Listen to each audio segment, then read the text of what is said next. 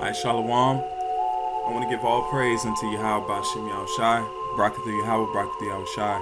We give double honors to the apostle elders, which are the apostle elders that rule the great millstone that have been set up through faith to help seal the elect that the Lord is bringing in. I just wanted to go into a quick sit down. I don't really have a topic, but I just want to go through the spirit.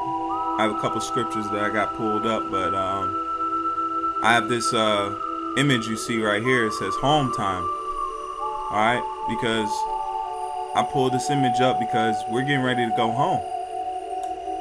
All these things that are taking place throughout the planet Earth, all the prophecies that are coming to pass, it's all for us going home.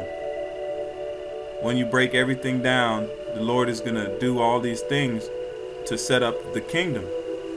Okay, which is going to be ruled by the Negroes, Latinos, and Native Americans, which are the biblical 12 tribes of Israel. We're not these bywords. We're not the things that have been put on us through the planet Earth.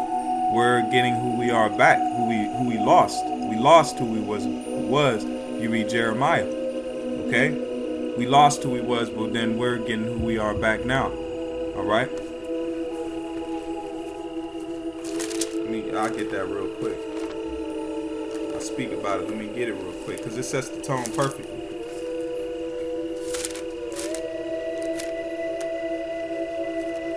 This is the book of Jeremiah 17 and verse 4.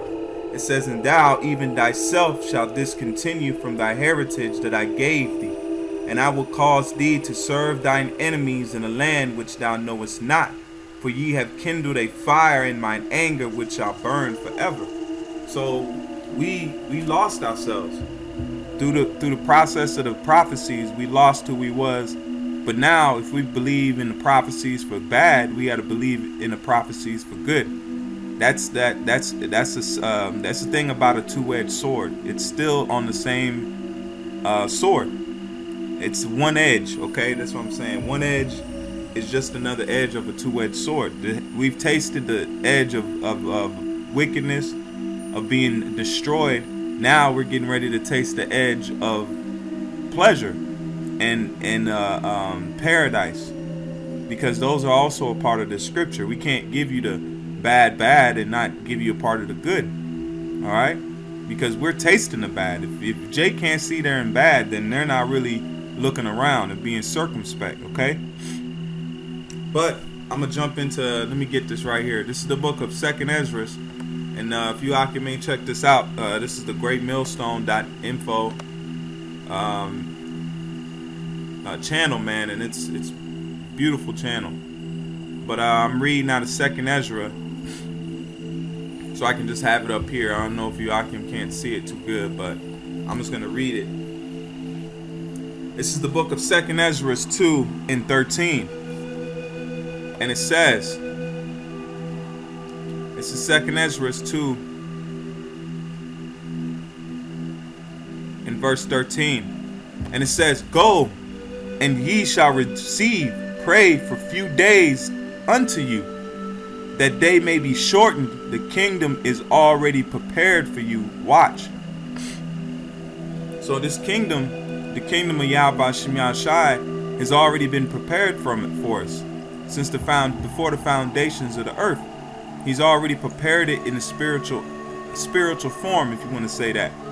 That's how the prophets could see the kingdom. That's how John the Revelator could tell you of the pearls, of the stones, of the streets, because he's seen it. So it's already there. We just have to go through the process of time to go to the kingdom. Okay. So now let me read this again. It says, "Go, and ye shall receive prey for few days unto you, that day may be shortened. The kingdom is already prepared for you. Watch." And then the precept for that is in Matthew. This is Matthew 24 and 22. This is Matthew verse 24 and 22. And it says, "And except those days be shortened, there shall no flesh be saved.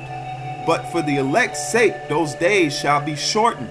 So all these things are the days being shortened for the elect's sake. of the Negroes, Latinos, and Native Americans. The Most High is cutting Esau's time short, and so he can bring the elect into the kingdom of heaven, into the truth, into the understanding, thereby being saved and believing upon Yahweh Shai and receiving salvation. So that's what the Most High is gearing all of this stuff up for. It's for the kingdom, which is belonging to the elect. And what's the first elect? Is Yahweh Shai. Let me jump. I'm just gonna jump through these precepts and just get this thought on my mind, man. The time is at hand, man.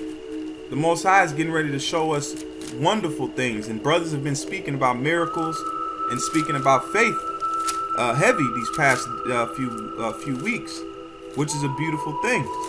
This is the book of Isaiah 65. This is Isaiah 65 and 8 to 9.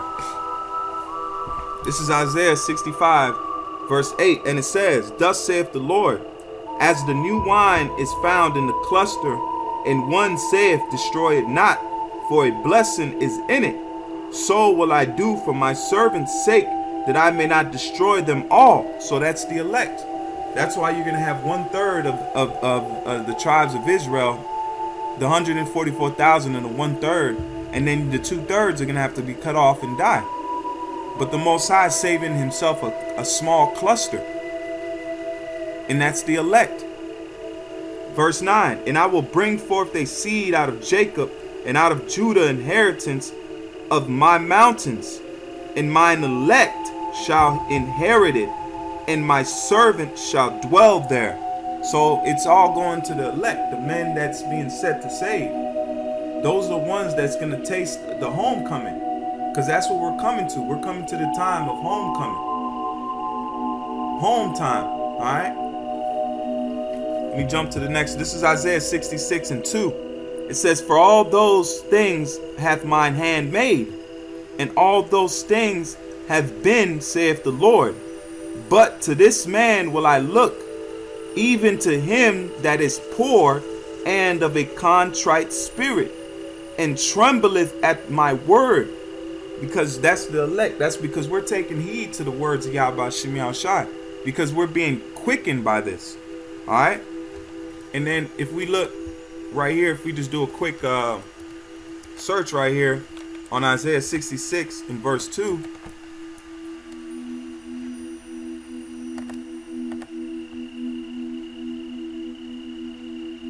All right, if we go and look up that word contrite,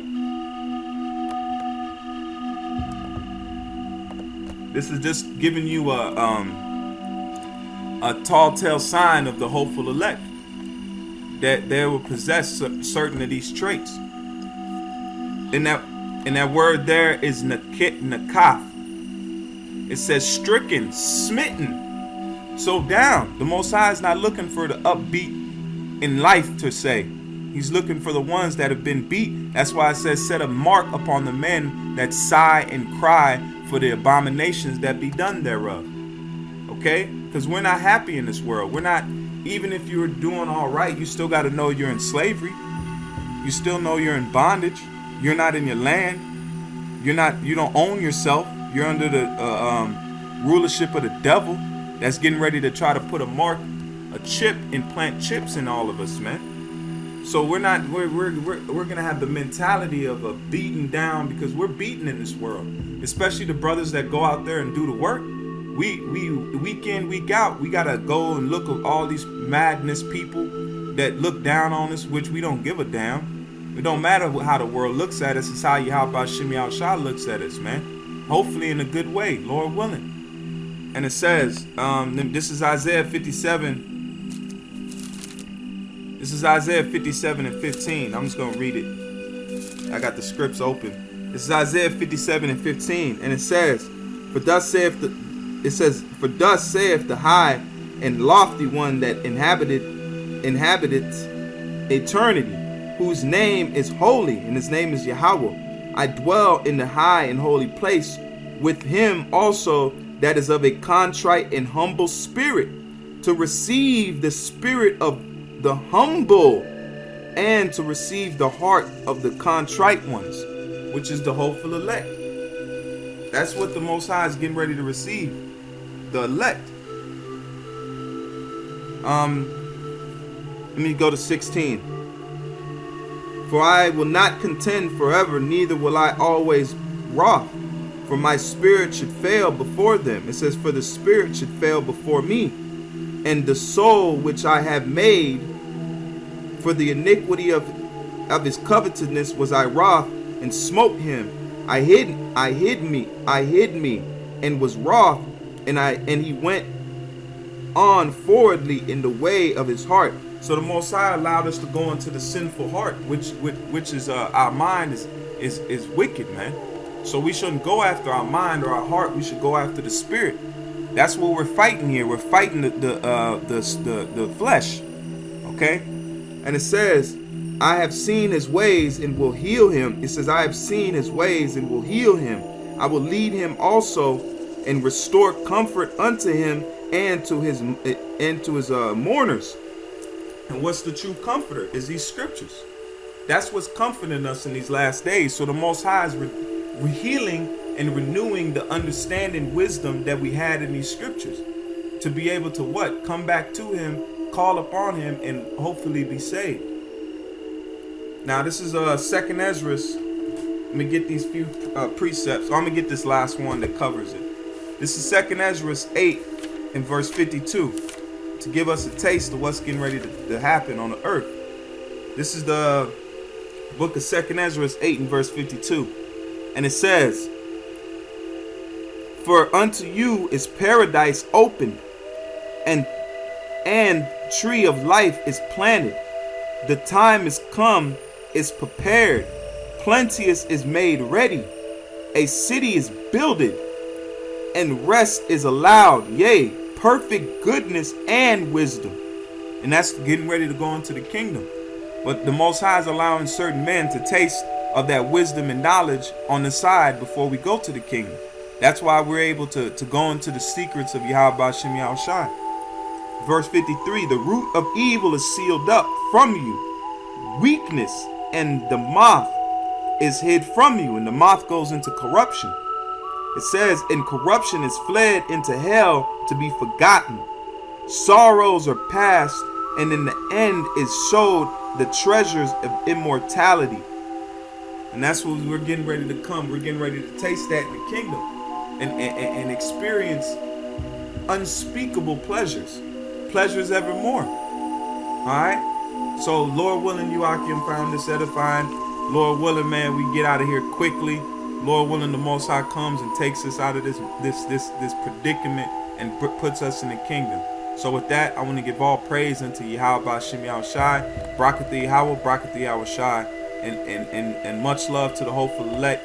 And Lord willing, man, we make it soon, man. Just keep hope and keep faith.